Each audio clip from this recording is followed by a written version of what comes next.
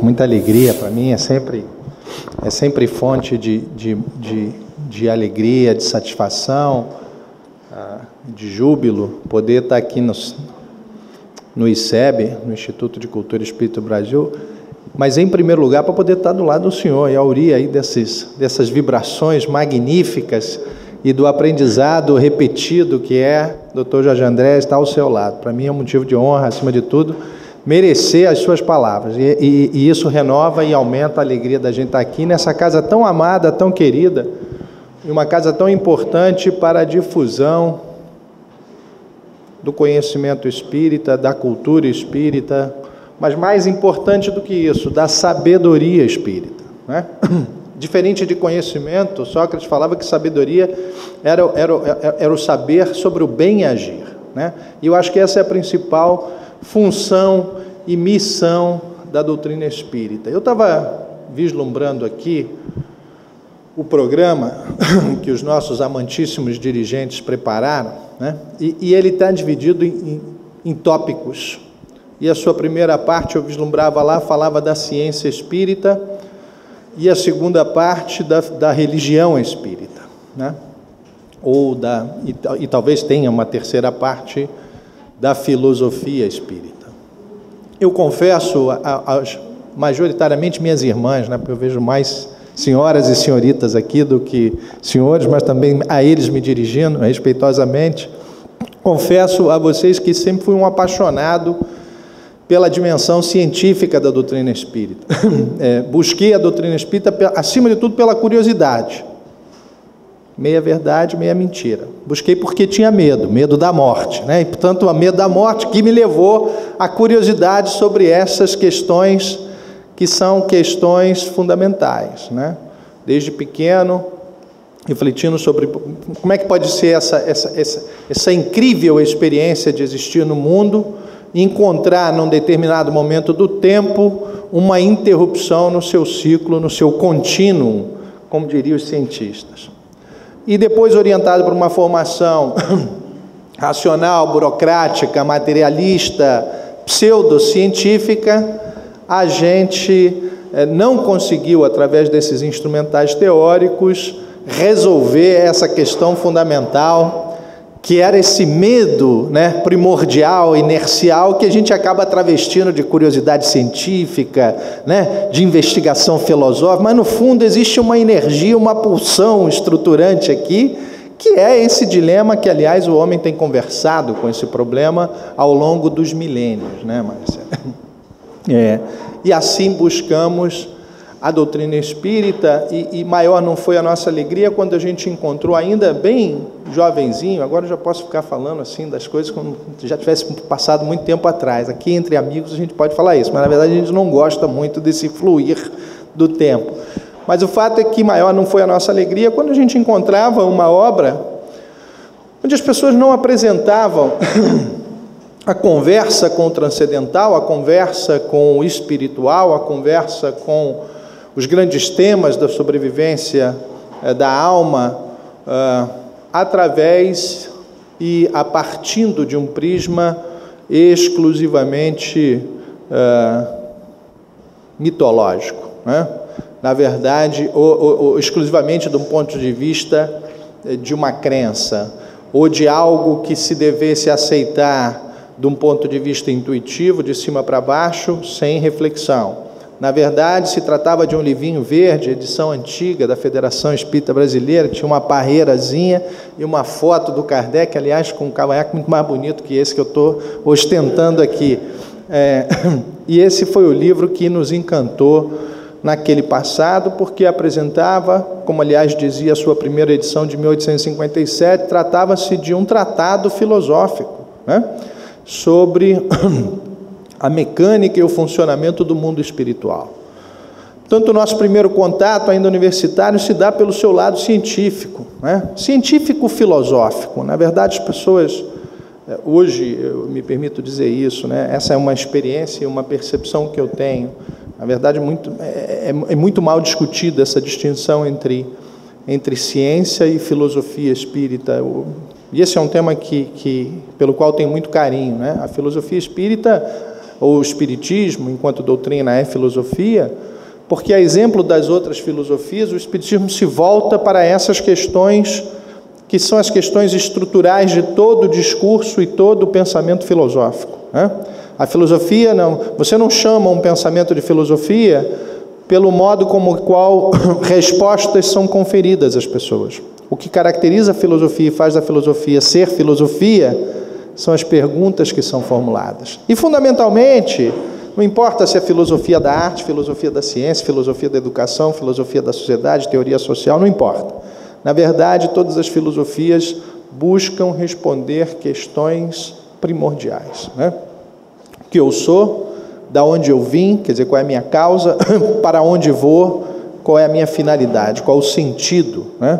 E esse é o sentido que assume distinções ou diferenciações do ponto de vista do sujeito ou do objeto, né? O eu, o outro e o mundo, né? Quer dizer, o sujeito que conhece, o outro que é esse estar no mundo em relação, e isso é importante depois para a gente discutir igualdade, né? E o mundo, que é a realidade e a experiência fenomênica que nos cerca. O Espiritismo tem respostas únicas e peculiares para essas perguntas, né? E respondidas e oferecidas de um modo especial, nunca dantes experimentado pela humanidade, porque junta respostas que sim já haviam sido dadas na antiguidade, né? Porque a reencarnação não era já em 1857 nenhuma novidade, né, no espectro cultural do planeta Terra, né? As civilizações orientais convivem com a ideia de reencarnação há milênios, né? Ou pelo menos há bastante tempo, porque Brahma falava disso, Buda falava disso, portanto, no pensamento oriental, a reencarnação não era novidade. A sobrevivência da alma ou a existência de uma transcendentalidade também não era novidade. Todas as correntes e manifestações ditas espiritualistas comungavam da ideia, Célia, de que algo transcendia o mero embate e entrechoque de moléculas, átomos e partículas que constituem, em síntese última, a nossa realidade fenomênica material. E assim também dizendo, o próprio mediunismo ou manifestações mediúnicas ou medianímicas também não era novidade, porque já nos idos de 1857, antropólogos ingleses visitando interiores da África já haviam encontrado e descrito, através de etnografias, experiências transcendentais, medianímicas, ditas sobrenaturais ou fantásticas, experimentadas por civilizações e tribos de África, ainda nos primórdios do passado e já repassado o século XIX. A novidade da doutrina espírita é que, ora, trazíamos como síntese final, né, condizente com o pensamento positivista, moderno, racional, do homem que havia vencido as penumbras da Idade Média e vislumbravam todas as potencialidades que a técnica, a intervenção e o domínio da natureza, já logrado através da Revolução Industrial, permitia a esse homem europeu, que ditaria de fato o estándar cultural hegemônico que planta essa sociedade onde nós, hoje, no século XXI, aqui conseguimos chegar, né, doutor Jorge André, experimentamos. Portanto, é uma realidade fantástica, apaixonante para qualquer um que tem esse apetite intelectual, essa curiosidade sobre os fenômenos da transcendência, sobre a experiência da transcendência, mais simplesmente chamada de sobrevivência da alma e comunicabilidade dos espíritos, que na verdade se constitui no nosso pilar central de fé, esperança e alegria diante da vida. Mas maior não foi a minha surpresa, depois de alguns anos debruçando sobre literatura espírita, a qual eu confesso tenho muito prazer em ler, em discutir, em pensar, mas realmente perceber Bom, eu falei até que a gente precisava discutir um pouquinho essa questão de filosofia e ciência espírita. A ciência espírita, só para não perder esse gancho, porque às vezes a gente viaja um pouco na maionese e acaba esquecendo de complementar a ideia que a gente lançou como mote para desenvolver um argumento. Se é verdade que a filosofia espírita, ou que a doutrina espírita é filosofia, porque se volta para essas perguntas e as responde de uma maneira particular, o espiritismo ou a doutrina espírita é também ciência, na medida em que as verdades e a legitimação ou a legitimidade das afirmações espíritas foram construídas através de metodologia, e assim tem sido, né? Na medida em que todas as manifestações, pelo menos aquelas que ganham maior publicidade, se oferecem, né, a testes criteriosos de objetividade. O que na ciência espírita, o que eu queria dizer é fundamentalmente isso, quer dizer, diferentemente de demais correntes religiosas ou manifestações religiosas, onde apenas a relação subjetiva da crença se estabelece, fundamentalmente a doutrina espírita, nas suas manifestações iniciais estruturais do Pentateuco kardeciano, aquelas afirmações e o conjunto daquelas informações foram construídos através de critérios metodológicos pautados pela objetividade e a racionalidade. O que consistia, doutor Jorge André, me corrija se eu estiver errado, naquele muito rudimentar procedimento, mas sacrossanto procedimento que foi eficaz no sentido de garantir objetividade e neutralidade das informações que Kardec selecionou,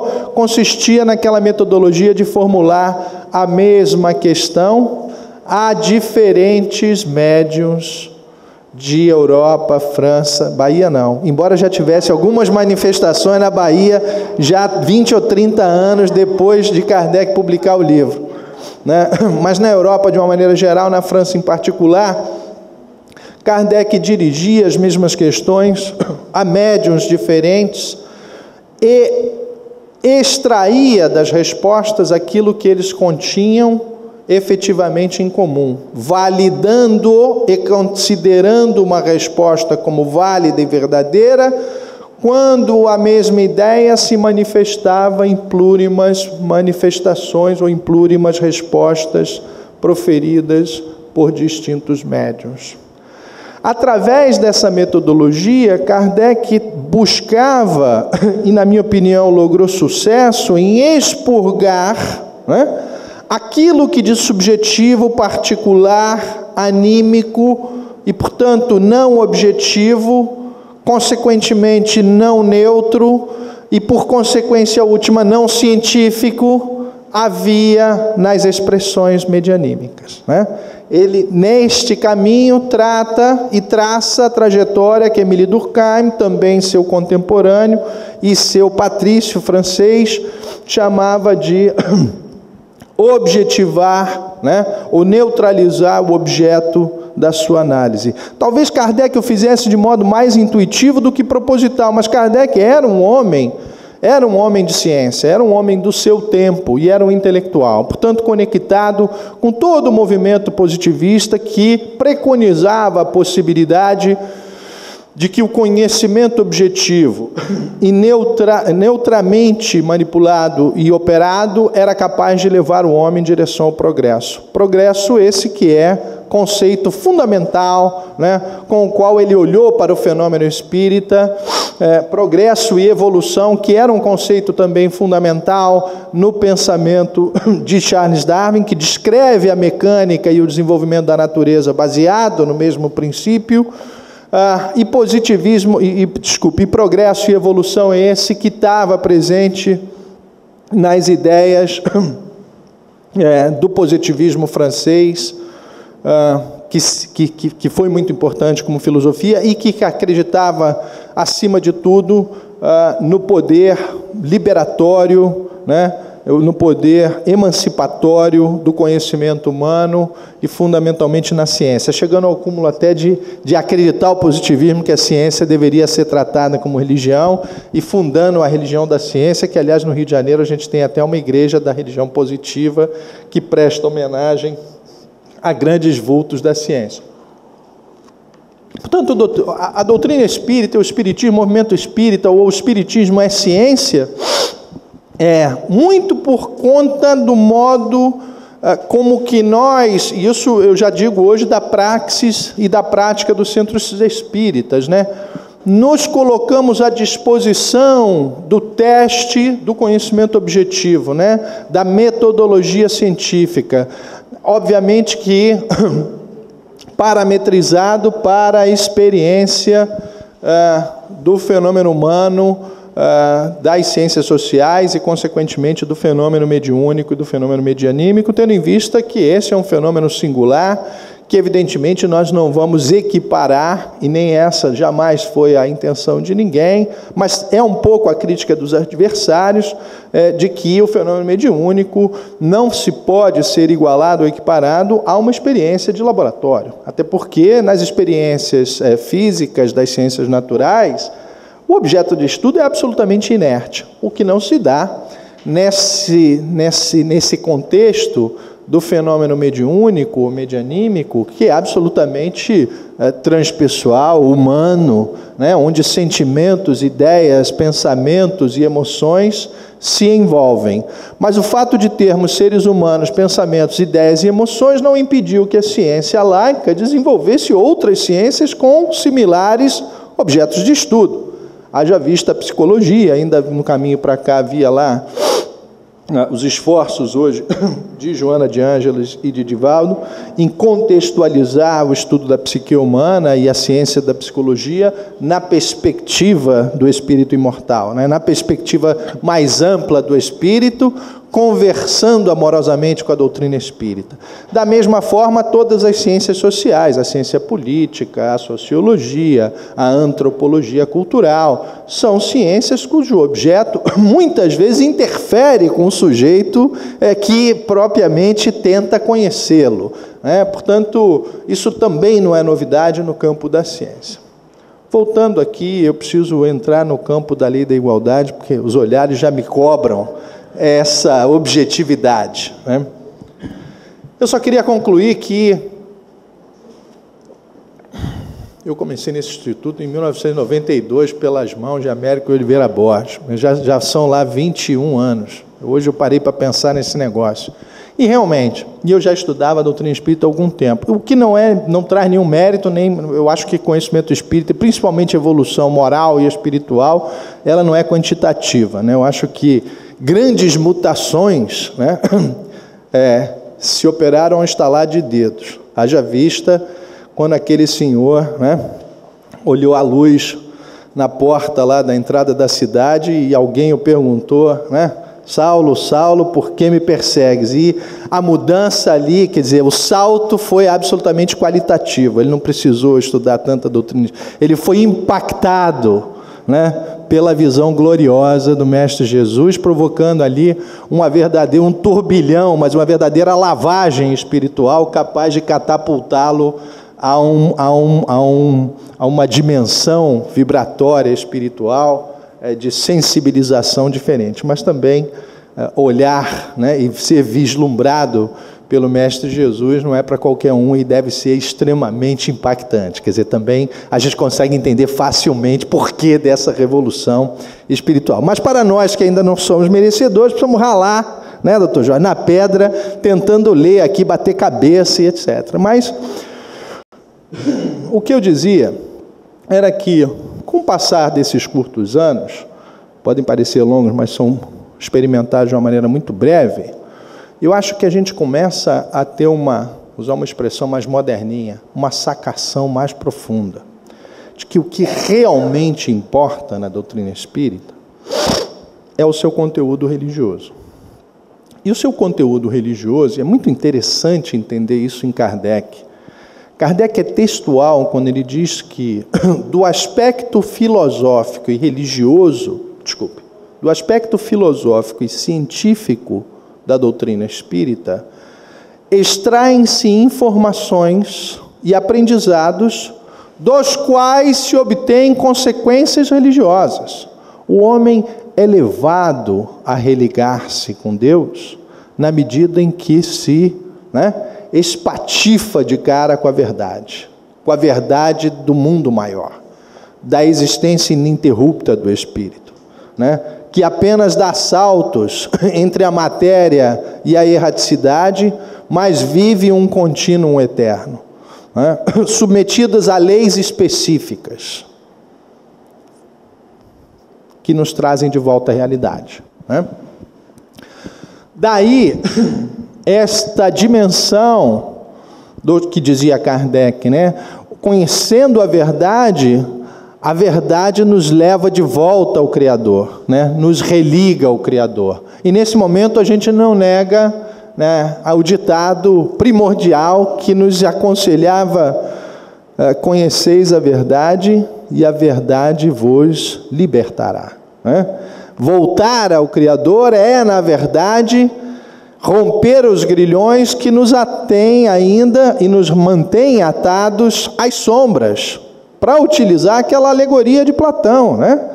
Do célebre mito da caverna, né? Que atados aqui às correntes, apenas olhamos para o fundo da caverna, luzes projetadas às nossas costas, mas como estamos acorrentados, sequer vemos a luz, vemos sim apenas as nossas sombras projetadas no fundo da caverna, e achamos que essas sombras, ou esse jogo de luzes poucas e sombras, consiste na verdadeira realidade que não é essa, né? Na verdade, quando esses grilhões, essas correntes são rompidas, nós podemos caminhar em direção à luz, né? E temos que ir devagarzinho, porque se a gente for muito rápido, a luz nos cega. Mas depois de acostumada a nossa íris lá, aberto de novo o diâmetro correto, e acostumada à luminosidade, a gente vislumbra a verdadeira realidade. Acho que as consequências religiosas são essas, e de natureza dual, né? Qual a natureza dual?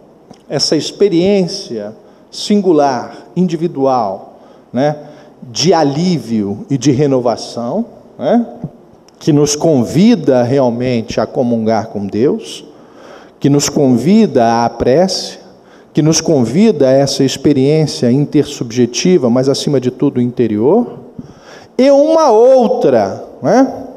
E uma outra, que eu chamaria de um contexto axiológico, um contexto moral espiritual, né? Que não tem nenhuma consequência mística, existencial ou experiência existencial, mas que tem a ver com a nossa conduta no mundo, com a nossa praxis. A moral não é outra coisa senão um conjunto de valores, né, que informam e nos orientam, que nos servem de mapa e de sinais a conduzir a nossa ação na vida, material ou espiritual, né? Mas são de acordo, através de julgamento em relação a valores, que nós tomamos decisões em torno da nossa vida. Portanto, veja, e por isso eu queria concluir, quer dizer, essa linha de raciocínio, hoje é meu interesse, e por que não dizer a minha paixão, se volta para a doutrina, na sua perspectiva moral religiosa. E por quê? Porque Ivan ficou bonzinho? Virou santinho? Não, ainda é cheio de defeito. Tropeça toda hora, cai, briga para ficar melhor, não consegue às vezes, recai, volta. A briga é intensa, diária e contínua. Mas porque eu aprendi, e eu acho que essa é uma grande conclusão, que a mim me fez muito feliz, de que a doutrina espírita é, acima de tudo, um código para nos ensinar a vivermos melhor. Com a particularidade, né, para vivermos melhor a vida que nunca acaba, né? O que significa, em última instância, dizer para vivermos melhor, não importa se aqui ou alhures. Depois que o aqui, né, que pressentimos na matéria, se esvai, porque se esvaem as energias que mantêm unidas, né, as nossas moléculas, células, etc., etc., etc., naquilo que acostumamos a chamar de corpo físico. E, portanto, senhores, este conjunto de informações sobre o bem viver, sobre o melhor viver, é, na minha interpretação, e portanto uma experiência e uma perspectiva pessoal, aquilo que mais atualmente me toca no que tange a doutrina espírita. Mas no que tange a totalidade das pessoas, acho que é, de fato, a sua dimensão moral religiosa que tem o grande caráter libertador e transformador da doutrina espírita. Agora, é preciso que a gente entenda esse código, né? É preciso que a gente entenda essa postulação, é preciso que a gente visualize o conjunto de valores que estão sendo propostos pela doutrina espírita. E Kardec é muito amoroso, foi, e quero crer que continua a ser, porque a gente não se modifica porque morre, não é verdade?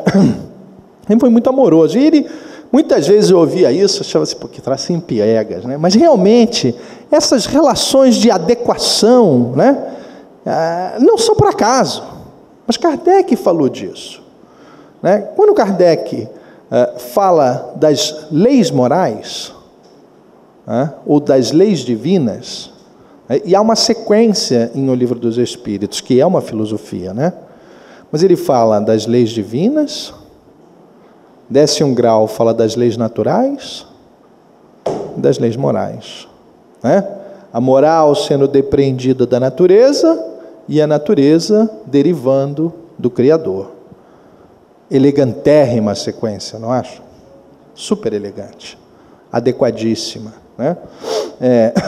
Evidentemente que se o interesse fosse criticar, se o interesse fosse alvejar e munição para os críticos, ela é sempre infindável, né? Porque é uma questão de postura, é uma questão de, né, posicionamento diante daquilo que se encontra escrito e posto aos homens. Existe o posicionamento da crença piegas, não reflexiva, não pensada. Existe o posicionamento do neutro, interessado, e existe o posicionamento do cético desinteressado, cujo único propósito é atacar. Mas isso não é conversa para agora. Vamos voltar ao que é realmente, de fato, relevante. Portanto, me parece, hoje, né, com a visão que a gente tem, que esse bem viver, ou esse viver mais feliz, ou esse viver em correta direção à felicidade, à harmonia, à plenitude, muito me quer crer que seja dirigir-se em direção à simetria, à consonância, à conformidade ou ao cumprimento dessas chamadas leis divinas, naturais, morais, né? Na medida em que você encontra simetria entre as suas ações, entre as suas escolhas, né, e aquilo que postula, e muitas vezes a gente precisa fazer um exercício, né, de tentar extrair disso aquilo que ele tem de sua essência, mas na medida em que você tenta compatibilizar as suas ações, os seus pensamentos e as suas palavras, né, em maneira simétrica, ou conforme, ou na direção A, e eu falei nessa sequência porque a gente sabe que é difícil, né? Cumprir integralmente é quase que impossível, até pelo nosso estado de imperfeição, né? Quase que na plenitude também é difícil, porque isso ainda é, né, infelizmente, um mundo de expiação e prova, né, em direção à grande mutação para nos tornarmos um mundo em regeneração, mas ainda não somos. Ainda não somos, né? Então ainda não é uma orbe ou uma dimensão onde predominam espíritos de grande escola, né? Mas ter atenção a, ter referência em relação a, né? Estar conectado com, não esquecer de, lembrarmos-nos todo dia, né, dessas leis e transformá-las em referências cotidianas das nossas, entre mínimas e máximas, decisões e ações diárias, eu não tenho a menor dúvida, produz revoluções na nossa vida. Produz revoluções em nossos estados mentais. Produz revoluções em nossas condições materiais. E a gente poderia aqui, eu tenho mais 30 minutos antes do intervalo, mas a gente precisaria aqui de 3 dias para dizer como que, nessas 3 referências, a sintonização com as leis divinas, naturais e morais, produzem efeitos concretos em nossas vidas.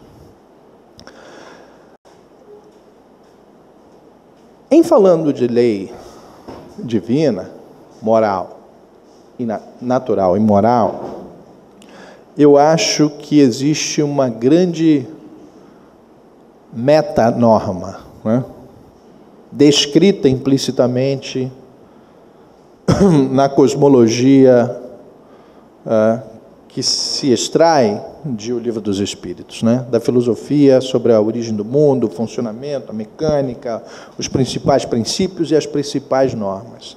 E se eu tivesse que eleger ou apontar uma metanorma, ou um par de normas que constituiriam uma metanorma, desculpe, não vou falar disso.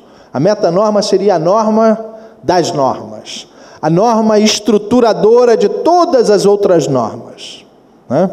Portanto, se a gente fosse pensar em analogia com a ciência do direito, ou com o direito, a gente ia falar da Constituição, ou antes da Constituição, um conceito que um filósofo, justo filósofo alemão, plasmou no início do século passado, do chamado da norma fundamental, que é um pressuposto racional, segundo a qual todos os homens obedeceriam normas, sendo a primeira delas a Constituição, e a partir da Constituição se erigindo um sistema de outras normas que regula a vida da sociedade.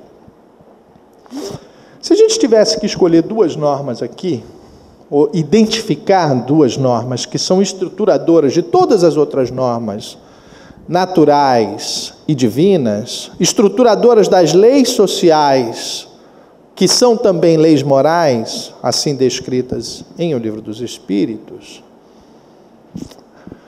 eu diria, são elas as leis de igualdade, né? A lei de igualdade e a lei de ação e reação. Ação e reação, depois a gente fala mais, a gente precisa falar mais de lei de igualdade.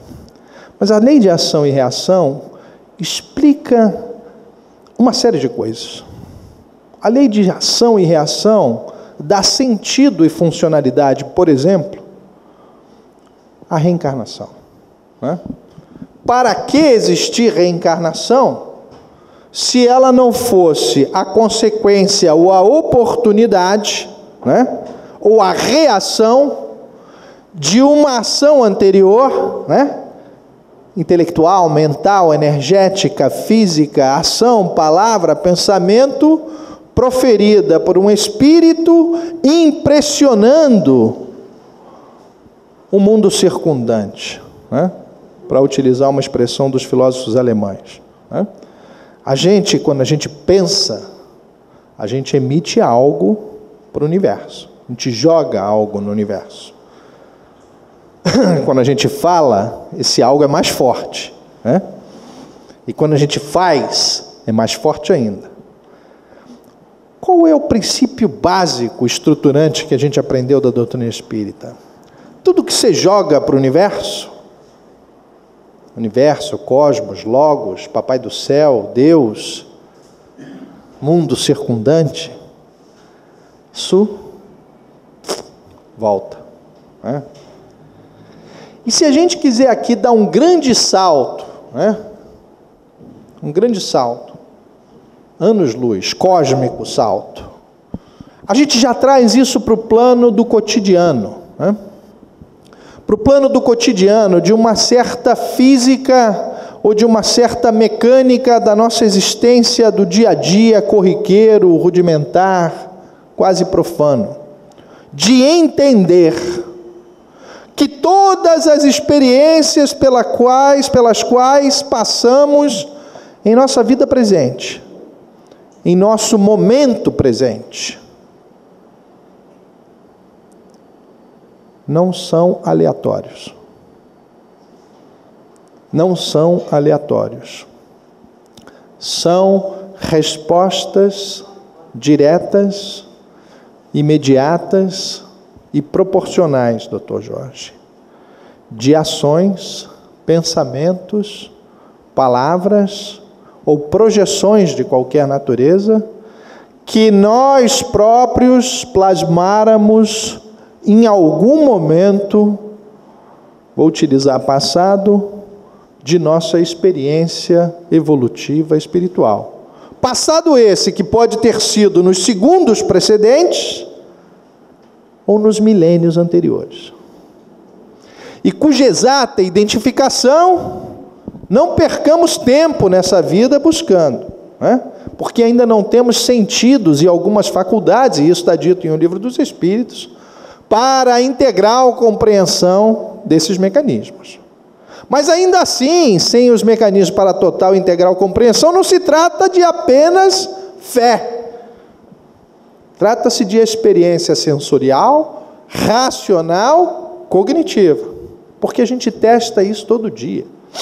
Ação e reação se comprova desde o mundo material inerte, aparentemente inerte. Aliás, uma das grandes sacações outro dia, nesses dias atuais,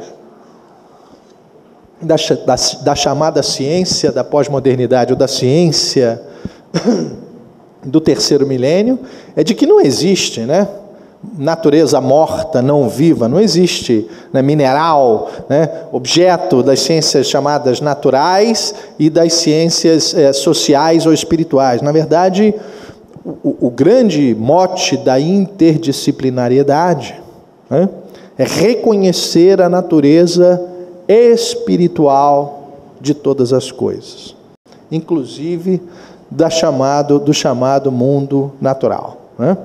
Então, acho que a gente está fazendo bons progressos.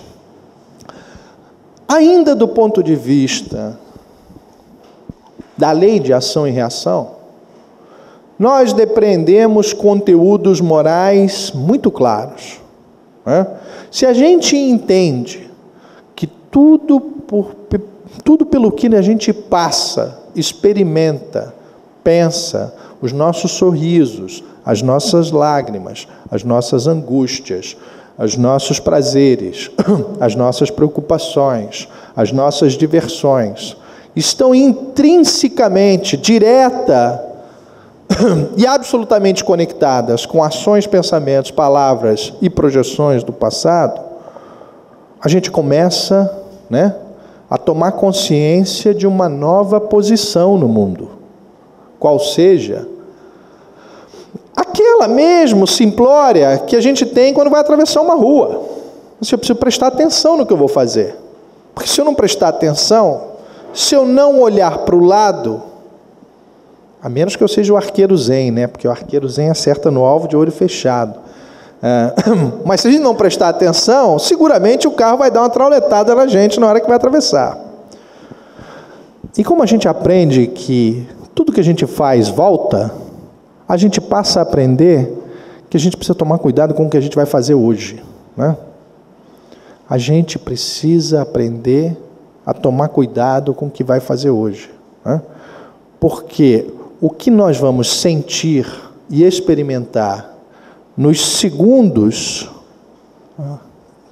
que virão logo após, assim como nos anos futuros, assim como no mês que vem, mas também no século 23, no ano 3800, onde a gente vai estar habitando o planeta Quixeramobim, ou em uma forma mais gasosa, ou ainda de carne e osso, não importa, vão estar absolutamente conectados com as decisões que hoje nós fazemos, de modo inexorável.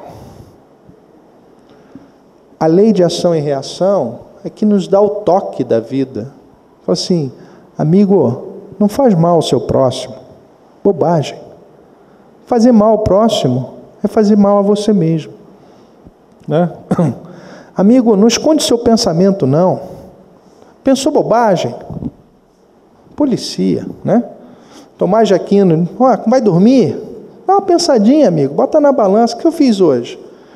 10 bobagens, 3 boas ações, 5 inerte, ainda estou um devedor. Amanhã eu preciso melhorar, né?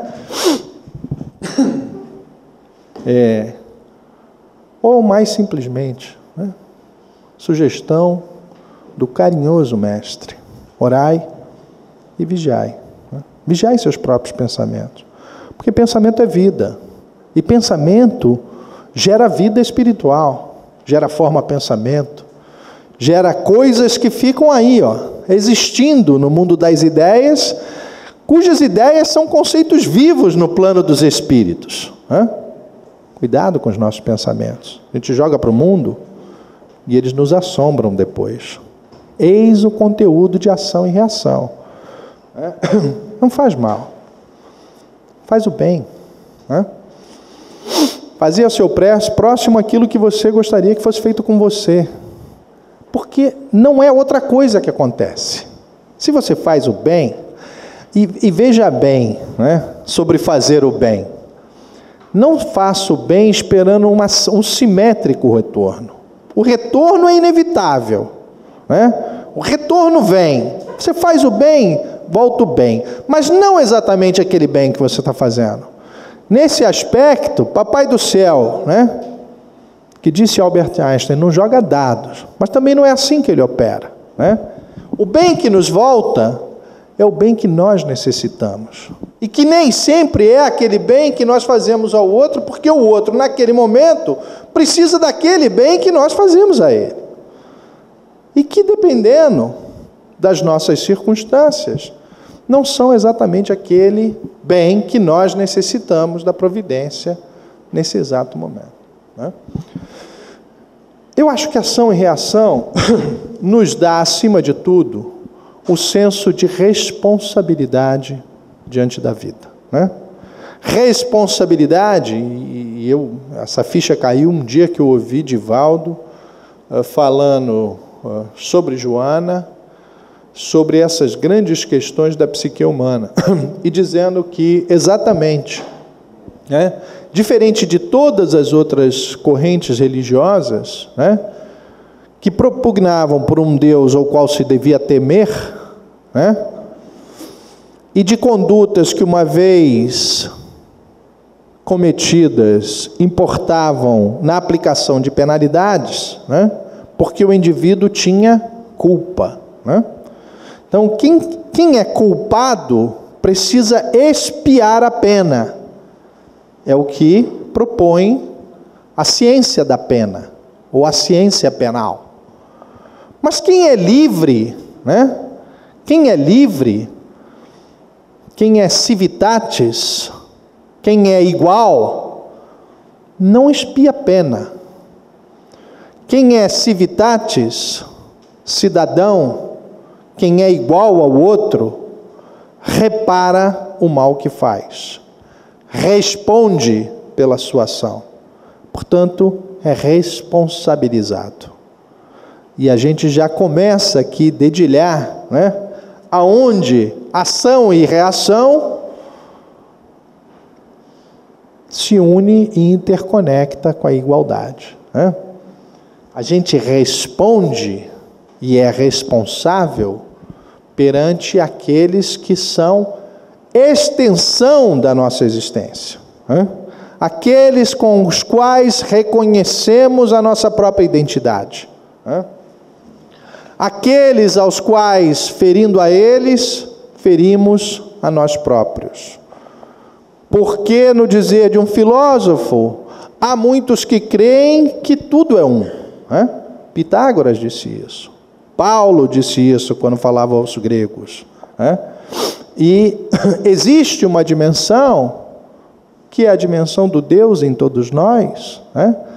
Do Deus em todos nós, dessa fagulha divina, dessa essência divina que nos faz imagem e semelhança do Criador, que nos propõe sermos todos uma manifestação de singularidade num plano de comunidade, né?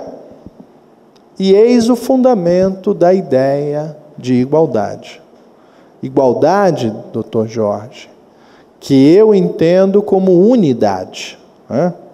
Apenas o um se confronta ao outro, né? Esta noção do eu é a noção do um. E quando o um se reparte em mais de uma experiência, o um é visto como um igual, né? Um e um.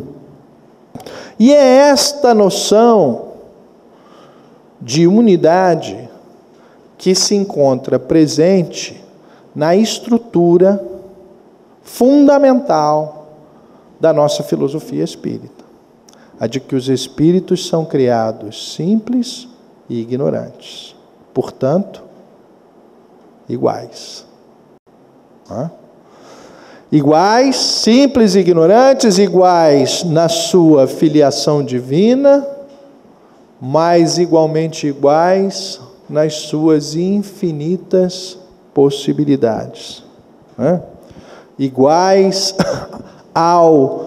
na experiência do desafio evolutivo, mas também iguais nesse resíduo de determinismo que nos condena inexoravelmente à felicidade e à perfeição, né? Esse é o conteúdo da igualdade, da qual se extraem também inúmeros consequenciais subvalores morais, né? É da ideia de igualdade que os filósofos, os santos, os religiosos, pela primeira vez, refletiram e falaram sobre justiça.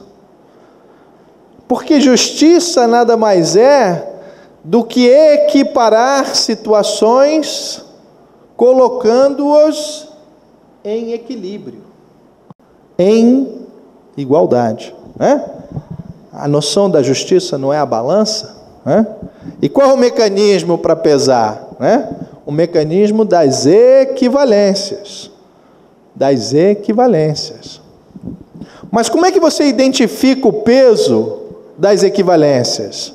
Quando se encontram no mesmo plano de altura, não é? Não é ali que se encontra o equilíbrio? O equilíbrio se dá na igualdade das posições, momento no qual se podem tirar conclusões sobre as dimensões, densidades que estão colocadas em comparação. Mas ainda, né, para perseguir um caminho aristotélico, ainda que para estabelecer diferenças, ainda que para identificar as diferenças, né, entre o padrão e o feijão, entre o padrão e o milho, entre o padrão e a base de ferro, eu consigo determinar essas diferenças e perceber as diferenças quando colocadas em posição de igualdade. Ou seja, é no plano da igualdade que nós somos capazes de existirmos e de formularmos juízos de diferenciação. E é esta dinâmica entre igual e diferente, singular, análogo e todas as outras dualidades que nós escrevemos, né? A dinâmica, o movimento e a mutação do nosso mundo material. Mas não tenha dúvida, a igualdade nos propõe, nos convida diariamente a reflexões, né? Porque aonde verdadeiramente se encontra a igualdade, né? Nós conhecemos, por intermédio da informação do Espírito Verdade, esta afirmação primordial de que a igualdade, acima de tudo, se estabelece na largada, né? A nossa igualdade, o nosso elemento comum, a nossa filiação divina é o que nos torna igual. O que nos torna diferenciados, né? Porque a grande questão e a grande curiosidade humana sobre o tema da igualdade não é necessariamente a convivência com a igualdade, a percepção da igualdade, mas sim, e na maioria das vezes, a nossa indignação e perplexidade em relação à diferença. Não é verdade? Na verdade, a relação com a diferença fez o mundo evoluir muito mais do que o convívio com a igualdade. Mas, infelizmente, é também a percepção da diferença e a não aceitação da diferença, o que é pior, é que provocou os grandes dramas, né? E as grandes tragédias da humanidade. Desde as civilizações mais antigas, né? A guerra é, acima de tudo, um confronto entre não iguais. Confronto entre aqueles que, ainda que momentaneamente, não se reconhecem como iguais. Né? E, infelizmente, meus irmãos, os homens fazem guerra há muito tempo. E a guerra, na sua expressão mais, né, simples, mais corriqueira, conhecida por todos, mas também as microguerras, né? As guerras mentais, as guerras que estabelecemos e travamos dentro dos nossos próprios lares, as guerras que estabelecemos e travamos com nós próprios. Né? Se trata da nossa, muitas vezes, inabilidade, mais do que incapacidade, da nossa inabilidade e a nossa falta de interesse em reconhecermos as dimensões de igualdade dos nossos irmãos. Se nós fôssemos conectados, né? E novamente, quanto mais nos focamos na meta, né? Norma da ação e reação, mais nós devemos nos focar em utilizarmos o máximo das nossas energias para encontrarmos nós próprios no outro. Quando a gente reconhece o nosso eu no outro, a gente está reconhecendo a nossa origem divina no outro, a gente está reconhecendo a nossa igualdade no outro, e reconhecer a igualdade significa se reconhecer no outro, né? Essa relação com espelho é quase que narcísica, mas é narcísica positivamente, né? A gente não tem nenhum interesse de se autoagredir. Aliás, o homem, essa outra lei, o instinto de conservação, né? O instinto de autoconservação, ele vem da autoestima, ou da autoproteção, ou do nosso instinto de perpetuação, de continuidade, de expansão e expressão da nossa própria existência. O princípio da igualdade, por que ele é importante? Porque se eu reconheço o outro como igual, equivale a dizer que eu me reconheço nele. Esta é a analogia estruturante do pensamento da igualdade. É igual a mim aquele que eu me reconheço nele. Né? E se eu me reconheço nele, e hoje mais do que nunca, nós espíritas, leitores de O Livro dos Espíritos, sabemos, somos manifestações espirituais da vontade do Criador, né? Tornadas autônomas e individuais, na origem simples e ignorantes, mas de uma fonte comum. Né? Todos nós somos deuses. E o Mestre falou, vós sois deuses. Não é verdade? Mas se todos nós somos deuses, ou se todos nós somos Deus, nós somos apenas um. E se é absolutamente impensável agredir a Deus, é também desaconselhável agredirmos a nós próprios. Daí toda a carga negativa, repulsiva, que os homens, a despeito e apesar de suas religiões diferentes, atribuíram à prática do suicídio, que é a manifestação máxima da autoagressão. Mas se é abominável pensar em agredir ou ofender a Deus, agredir ou ofender a si próprio, por que a gente é tão leniente e complacente com a ideia de agredir o outro? A gente só é complacente e leniente em agredir o outro, ainda que por self-defense, não, ainda em autodefesa, né? ou em legítima defesa. O homem arrumou desculpas até para agredir o outro. Eu não vou aqui fazer apologia de agressão, nem muito menos de legítima defesa, nem de nada. Nem dizer que a gente tem que ser bobão. Não é isso. Nesse aspecto, a gente está só fazendo um exercício de reflexão. Mas eu só admito flexibilizar a agressão do outro porque não caiu a ficha plenamente de que o outro é uma extensão de Papai do Céu e, consequentemente, minha própria extensão. Caindo a ficha desse negócio, amigo, mais uma vez se extrai uma grande consequência moral e um grande sinal a nos dirigir no que tange a adoção das nossas condutas no dia a dia. A partir do momento, e aí vem a história da praxis, né? Doutrina espírita não é doutrina de morto, é doutrina de vivo, né? Então vem nos ensinar a viver melhor. E se for para viver melhor, faltam apenas 4 minutos, a regrinha para a gente viver melhor é o seguinte: olha, toda vez que você estiver diante do outro, e em particular, numa situação tensa, olha para a cara do outro e começa a tentar se enxergar. Faz pelo menos de conta, né? Principalmente se a gente tiver um lampejo de lucidez espiritual, né? Um lampejo, muitas vezes nos falta, infelizmente. Somos seres imperfeitos, eu particularmente sou muito imperfeito. Mas, graças a Deus, de vez em quando, vem aqui o mentor, dá um grito dentro da cabeça e fala assim: não, realmente está na hora de prestar atenção. E a gente tenta fazer de conta, fala assim: esse sou eu, esse é papai, esse é Papai do Céu. Meu irmão, é melhor que Lexotan, é melhor do que Rivotril, te dá uma acalmada, né? Você fala assim: o que eu estou fazendo? Né? E aí a gente percebe o quanto a real compreensão da igualdade espiritual, né, é capaz de mudar as nossas ações. Né? Eu poderia falar aqui de várias acepções do princípio da igualdade. Né? Igualdade como justiça, igualdade como força motriz da ideia de fraternidade, mas a gente está discutindo religião espírita, né?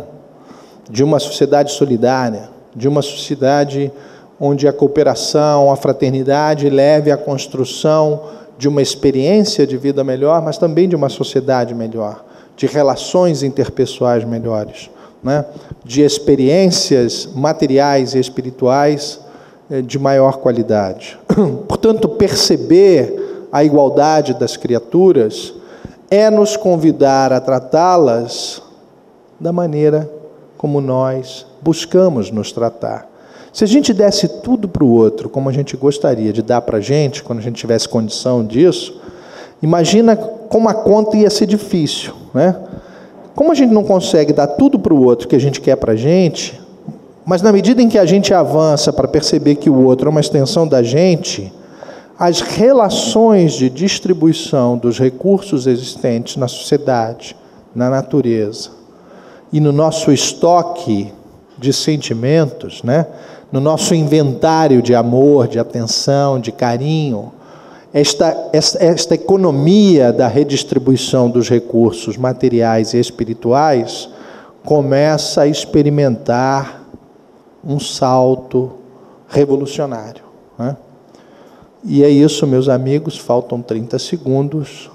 Eu repito, é para isso que serve a nossa amada doutrina espírita, né? Para nos convidar e nos sugerir um melhor viver. Em primeiro lugar, companheira e minha irmã, nada mais sapiente do que a sabedoria popular, na verdade.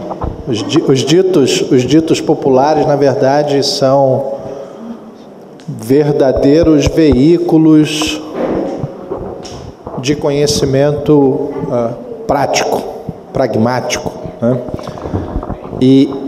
E são excelentes pela sua simplicidade, né? Pela facilidade de serem compreendidos, né? Está aí resumido muito daquilo que a gente tentou dizer aqui, de que a doutrina espírita é, na verdade, um grande emulador moderno, um grande tradutor moderno, de coisas que estavam expressas, talvez pela mitologia, talvez pelo fato, né, de estarem expressos em linguagens muito arcaicas, talvez pelo transculturalismo, por virem de culturas diferentes, talvez por terem vindo de momentos históricos diferentes, estavam de fato hermetizados, né? Se transformaram em verdadeiros discursos herméticos, que a doutrina espírita traz para a simplicidade, né? Nem tanta simplicidade, não simplicidade no sentido de vulgarizá-la, até porque a linguagem de Kardec e a maneira como se expressou, muitas vezes foi taxada até de elitista, pela maneira elaborada, trabalhada, cuidadosa e rigorosa, tal como o homem de ciência Hippolyte Léon Rivail Denisard tratou carinhosamente a questão do espírito, né? As suas experiências com Le Table Girand, né? As tábuas que giravam, que tanto impressionaram a ele, mas não somente a ele. Vitor Hugo ficou absolutamente encantado. Muito da literatura de Vitor Hugo está profundamente marcado pelas emocionantes experiências que ele teve com os espíritos, né? Portanto, é isso mesmo, eu cada vez mais, atualmente, me torno um fã, um grande fã, da dimensão prática da doutrina espírita. E encontro, meu querido, na dimensão prática da doutrina espírita, na praxis, para usar uma expressão de Carlos Marx, né? De Karl Marx, que disse: chega de filosofia, né? Cumpre-nos agora transformar a realidade.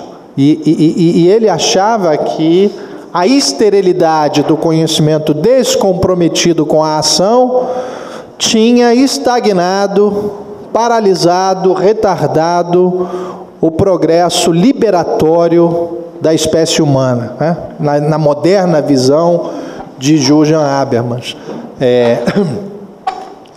Eu cada vez que me debruço sobre a doutrina espírita, encontro beleza e elegância na sua dimensão transformadora, no seu convite à intervenção prática, cotidiana, de resultados imediatos.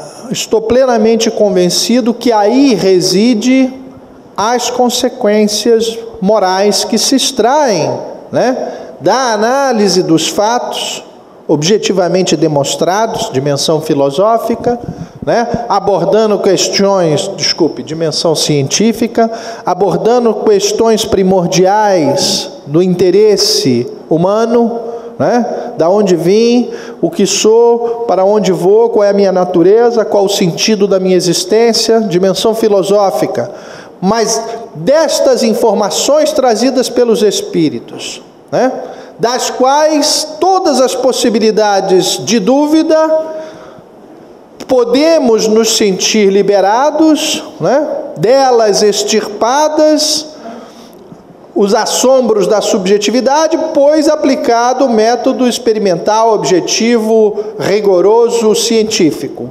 Conteúdo, né, da metodologia de validação das informações mediúnicas. E a gente encontra uma série de consequências que, simultaneamente, nos convidam a essa experiência individual, de alívio, de conforto, de unidade com o Criador, né? Na experiência singular da oração, né? Da humildação, né? Do se colocar e se reconhecer pequeno na grandiosidade do universo, mas divino, porque herdeiro direto, né? Em primeiro grau, sou advogado e não nego, no primeiro grau é a ascendência direta do Criador, né? Não sou neto de Papai do Céu, não sou bisneto de Papai do Céu, não sou tetraneto de Papai do Céu, sou filho de Papai do Céu. E nesse momento reconheço a minha divindade. Mas é interessante perceber isso. Mas essa é a experiência subjetiva, mística, transcendental, de consequência religiosa, né? Agora, existe a outra, que são as conclusões de ordem moral, que orientam a minha intervenção e manifestação no mundo presente, né? Mundo presente que eu quero experimentar da maneira mais confortável, plena, prazerosa possível, né? Às vezes você gosta de dialogar com a doutrina espírita e fundamentalmente com o movimento espírita. Muitas vezes me deparei com críticas ferozes e tenazes ao hedonismo, ao princípio utilitarista de Bentham, de que, segundo o qual o homem agia fundamentalmente para buscar o prazer e fugir da dor. Isso é utilitarismo racional. Eu não consigo imaginar a natureza humana que não seja dessa forma. Porque quem gosta de sofrer é masoquista. Quem gosta de dor é masoquista. A dor, e os médicos que me corrijam, é, sobretudo, um sinal fisiológico, né? Mas é justamente um sinal, olha, machuca, fica paradinho aí, ou se cuida, porque alguma coisa está errada, né? Porque quando as coisas não estão erradas, a ausência de patologia, a ausência de erro, a ausência de disfunção, me corrija, doutor Jorge, eliminaria a dor, né? Na ausência da disfunção e do desequilíbrio, não há dor. Na conformidade, no equilíbrio, na plenitude, o que você tem é não dor. Eu ainda acho que um homem se movimenta no mundo para fugir dela, né? E para buscar sentimentos. Agora, evidentemente, a confusão que se fez, e essas são as grandes confusões, né, do século passado, né? A grande confusão é confundir o hedonismo com o sensualismo, né? O sensualismo é temporário, é pueril e, como tal, irreal. Porque temporário é o corpo físico que provoca essas sensações. Achar que a felicidade se encontra e a ausência de dor se encontra no exagero, né, na intoxicação, né, no embriagar-se dessas sensações materiais, é absolutamente equivocado. Mas isso não significa dizer que o espírito não se mova dentro dessa dinâmica utilitarista de adequar meios afins, minimizando a dor e maximizando o prazer. Mas o verdadeiro prazer, o verdadeiro gozo, né? O verdadeiro sentimento de preenchimento, dotação de sentido para a minha existência, né? A alegria, pulsão positiva do expandir das minhas potencialidades da minha existência. Esse é o sentido do negócio. Agora, concordo, assim como muitas vezes assisti grandes debates onde se tacavam 600 pedras no socialismo e no marxismo, pelo simples fato de apenas evidenciarem o seu aspecto materialista, né? A sua birra, vamos assim dizer, contra o espiritualismo, que é um traço absolutamente uma condicionante histórica. Assim como a ciência material se transformou materialista por razões e condicionamentos históricos, pelo momento histórico da luta política travada contra o antigo regime, que se ancorava, fundamentava e legitimava pelo pacto cínico entre nobres, né, e clero, entre a Igreja Católica. E isso acabou trazendo esse legado nefasto, né, sombrio, tanto para a ciência quanto para essas expressões da filosofia política. Eu não sou comunista, como todo jovem fui socialista. Hoje eu sei lá, hoje eu sou purista, hoje eu sou tudista. Mas recentemente, ainda essa semana, fiz um comentário num blog de um indivíduo do Paraná, que além de professor de filosofia e teologia, é espírita e tem um blog sobre essa matéria, e tinha uma afirmação dizendo, me permite essa digressão aqui do pensamento, colocando fazendo uma comparação entre espiritismo e marxismo, e socialismo marxista, dizendo que eles eram absolutamente incomparáveis, porque Marx teria pensado num homem máquina, né, absolutamente condicionado pelas condições materiais da existência, né, que moldariam a sua mente e a sua visão de mundo, ao passo que a doutrina espírita e o espiritismo e a doutrina e o movimento espírita postulariam um ser espiritual, dotado de potencialidades infinitas e fadado ao desenvolvimento contínuo até que chegue à perfeição, né? Como se eles estivessem num paralelo absolutamente intocáveis. E o meu comentário, muito respeitoso e amoroso com o confrade espírita, foi no sentido de dizer, olha, ainda que seja absolutamente claro e evidente que a natureza humana que Marx vislumbrou, e sobre ele comentou, e sobre a qual erigiu seu pensamento, e a natureza humana que se propõe na visão espírita são abissalmente diferentes. Mas isso não significa dizer que, do ponto de vista dos valores, não existam pontos em comum. E isso tem tudo a ver com a questão que a gente discutiu hoje, né? Que é a questão da igualdade. O que marca fundamentalmente Marx é o seu conteúdo, que hoje é chamado emancipatório, libertário, né? Da indignação que ele buscou pelos meios que estavam disponíveis a ele, né? Ele buscou explicar através de uma grande mecânica histórica, de um determinismo que ele achava, né, e acreditava ter sido eureka, descoberto, a lei que explicava o movimento das transformações da história, né? Capaz de predizer que, de modo inexorável, o mundo caminhava para o socialismo e dali para uma sociedade comunista. É isso, em grossas linhas, o que se propõe no manifesto do Partido Comunista, no 18 Brumário, nas teses de Feuerbach, quer dizer, num pensamento marxista de uma maneira geral. Mas veja bem, existe uma indignação primordial em Marx. Existe uma indignação primordial em Engels, que era o quê? O tratamento desumano dado aos trabalhadores ingleses do século, da alvorada, do alvorecer do século XIX, né? Que eram tratados como animais. E, ao serem tratados como animais, eram, a toda evidência, não enxergados como iguais. E é essa discrepância e esse desequilíbrio que talvez, de modo subjetivo, subliminar, inconsciente ou semiconsciente, tenha motivado, como um dia nos motivou a todos, né, energicamente lutar contra as injustiças, cada um à sua maneira, né, a buscar na ciência, na história, né, no idealismo hegeliano, um conjunto que falasse entre si, e tal foi o rigor e a sistematização de Marx, que, a despeito de superado politicamente, como mecanismo para se interpretar os movimentos da história, ele hoje é unanimemente reconhecido como eficiente, né, para se explicar algumas mutações ao longo da milenária história da humanidade. Agora, existe uma proposta de equalização do ser humano? Existe.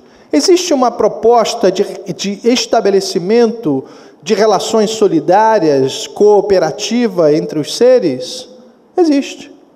Há alguém, por mais capitalista, defensor de teses contrárias, que renegue isso sendo cristão? Não.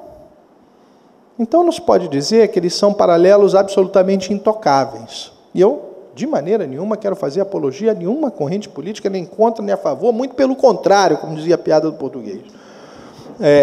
Eu simplesmente quero dizer que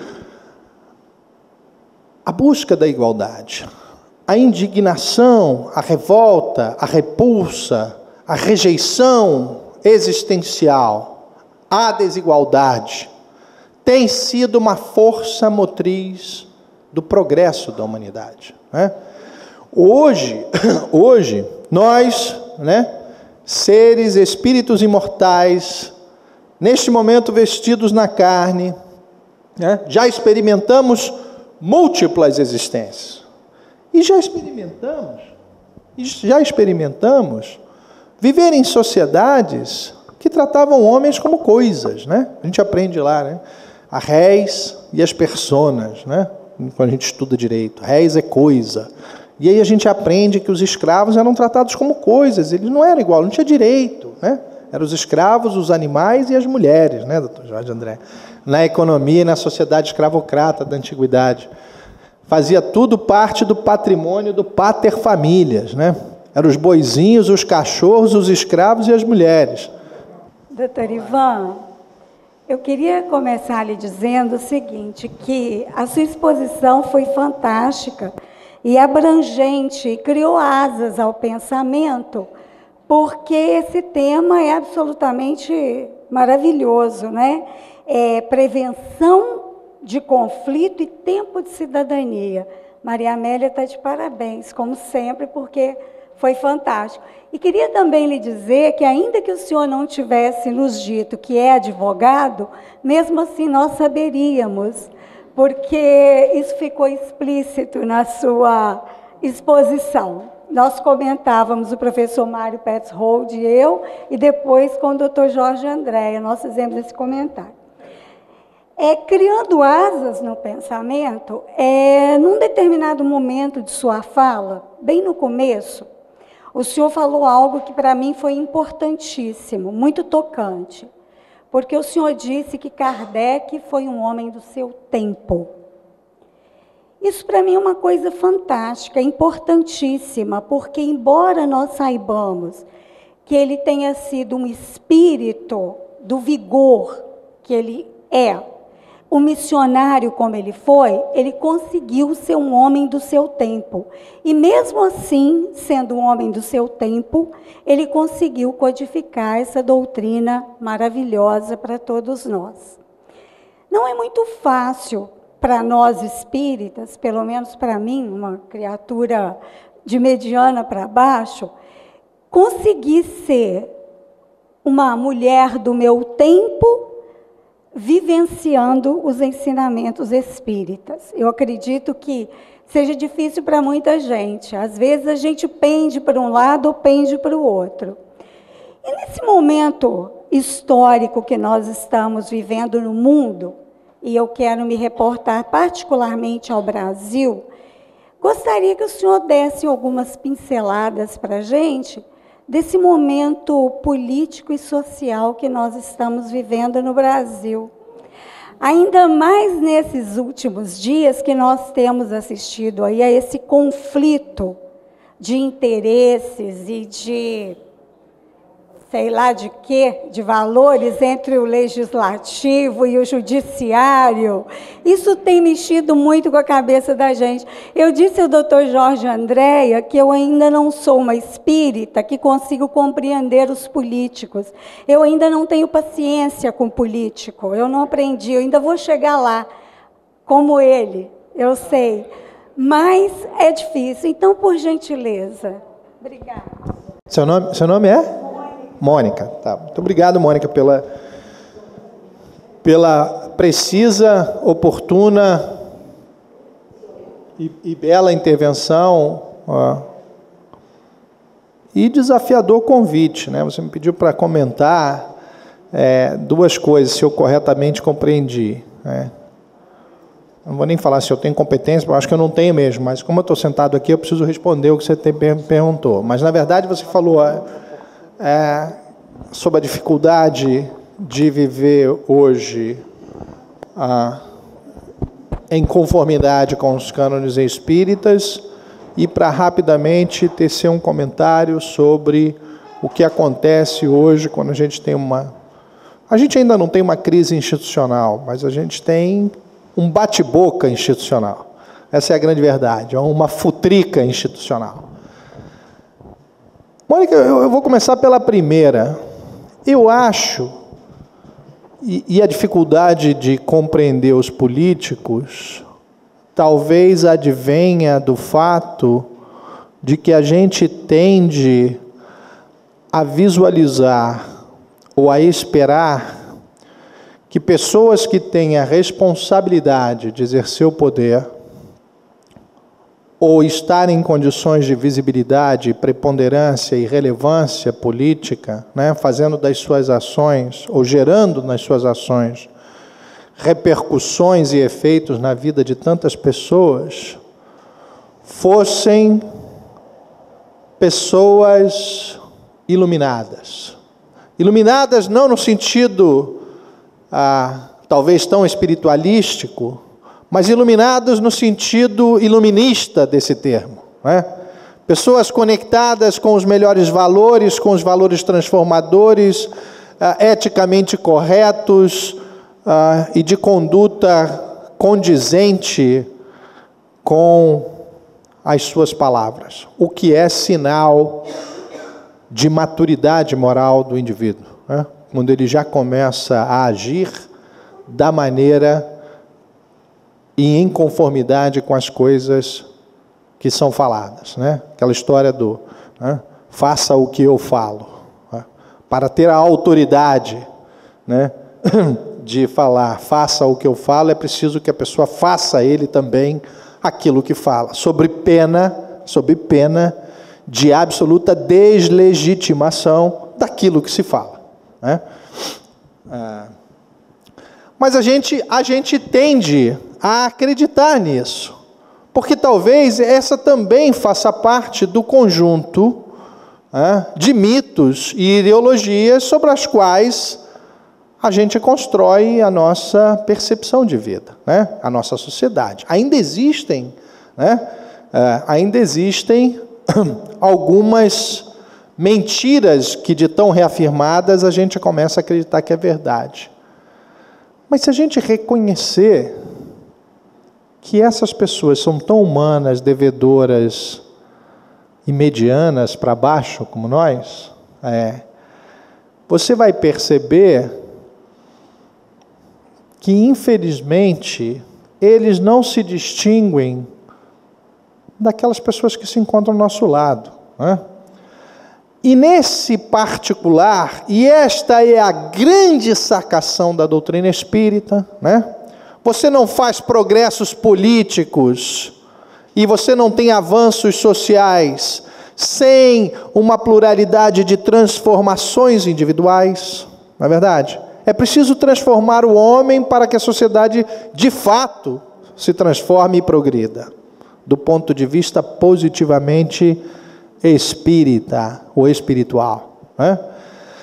Nesse sentido, quando você fala assim, Mônica, Ivan, comenta então o que está acontecendo. Sinceramente, eu não vejo mais relevância em discutir a disfunção moral ou a complicação institucional provocada pelo político. Não é mais importante discutir isso do que discutir as disfunções e patologias que a gente tem dentro da nossa própria casa, né? Porque o que o político faz de bobagem em relação ao povo, a gestão da coisa pública, né? O descompromisso e o desrespeito com relação àquilo que promete-se, e a assimetria entre as suas ações e as suas propostas anteriores, que deveriam ser vinculatórias em relação a ele, não muito se distinguem a comportamentos que nós outros temos com os nossos mais caros e próximos familiares. Mas quantas vezes não fomos nós os déspotas domésticos, né? Que os nossos filhos, maridos, esposas, cunhados, agregados, primos, sogros e genros acreditariam que na nossa posição seríamos déspotas, porém déspotas esclarecidos. E muitas vezes, né, os dedos são levantados contra nós. Portanto, quando eu digo que não é mais importante discutir a disfunção do político do que a disfunção do marido, ou a disfunção da esposa, ou a disfunção do filho, ou a disfunção do pai, dentro do ambiente doméstico, ou a disfunção do colega no ambiente de trabalho, é porque, no fim e ao cabo dessas contas, o que a gente tem que discutir é o homem, né? E o político nada mais é do que o homem colocado num lugar particular. E por quê? Porque a gente ainda é incapaz de ter autogoverno, né? No outro dia eu estava vendo um filme sobre a colônia Santa Cecília, que foi uma experiência anarquista no Rio Grande do Sul, no século XIX. Né? O que é? A anarquia virou sinônimo de bagunça, mas a anarquia, na verdade, seria a ausência de autoridade, onde o autogoverno e a autocooperação independesse de sobreposições hierárquicas numa relação subordinado e detentor de poder. Ora, o autogoverno e a autoconduta, autorregulado e automotivada, pressupõe o ápice da racionalidade. É preciso pressupor que todos os indivíduos ajam com absoluto e integral grau de razão, de modo que todas as expectativas, e esse é hoje um mote fundamental da teoria social, de que todas as expectativas sejam legitimadas por comportamentos que são em conformidade com a expectativa de comportamento que eu tenho em relação ao outro para comigo. Isso ainda não é desse mundo, minha amiga. Isso ainda não é desse mundo, mas não é em elevadíssimo grau. Nós ainda, por que não nos reconhecemos como iguais? E esse é um exercício evolutivo, né? A gente tende a estabelecer relações desiguais, né? Tudo para mim, nada para você. Ou pelo menos, tudo que der para mim, eu quero para mim, a despeito do que você pode estar querendo para você. E isso gera uma relação de desequilíbrio estruturadora do macro desequilíbrio e das macro disfunções que você, por todos os motivos do mundo, tem dificuldade em compreender. Você e a torcida do Flamengo. Então, eu acho que é isso. Em relação a viver com a doutrina espírita, eu não tenho muita resposta, mas eu posso te dizer uma coisa que eu tenho mais como testemunho. Eu acho que a doutrina espírita, para mim, e eu gosto muito dela, eu gosto muito de tudo que a doutrina apresenta, mas para mim, ela tem tanto valor, mas ela tem muito valor pra caramba, mais pelas coisas que a doutrina já me impediu de fazer do que as que ela me levou a fazer, né?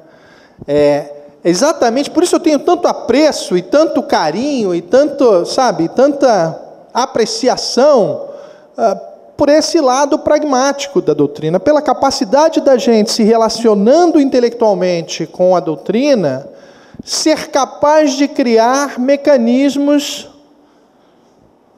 de freios e contrapesos para nosso, sabe, ao nosso desvairio, porque sem querer ter autopiedade, nem justificar os erros que a gente continua cometendo, na verdade, experimentar as formas materiais é se expor, tal como um caiaque na grande corredeira, a forças e embates de muito difícil governo. Não é verdade? A experiência de se aventurar na carne é se jogar num rio extremamente caudaloso, né? Numa corredeira. A sensação que eu tenho, porque muitas vezes a gente fala, por que eu, espírita, que já sei tudo isso que eu já sei, continuo fazendo essas bobagens? É isso, amigo. Porque por mais exímio canoísta que você seja, de vez em quando você dá uma cacetada na pedra, de vez em quando tem um daqueles redemoinhos assim, ó, que vira o canoísta para baixo e é um sacrifício para voltar, amigo. De vez em quando o cara não volta. Quando não volta, ele desencarna. E quando a gente não volta, a gente desencarna e volta para depois se expor àquele mesmo rodamuinho, até o dia que você atravessa. E por isso, e tem uns rodamuinhos que são difíceis para algumas pessoas. E é isso que explica por que em experiências de terapia de vida passada, o indivíduo às vezes tem aquele comportamento padrão que ele acaba repetindo em 4, 5, 6, 10 existências. Até o dia que ele toma uma decisão de fazer diferente. E aí ele rompe aquele ciclo. Aí ele abandona a roda lá de Dandara lá.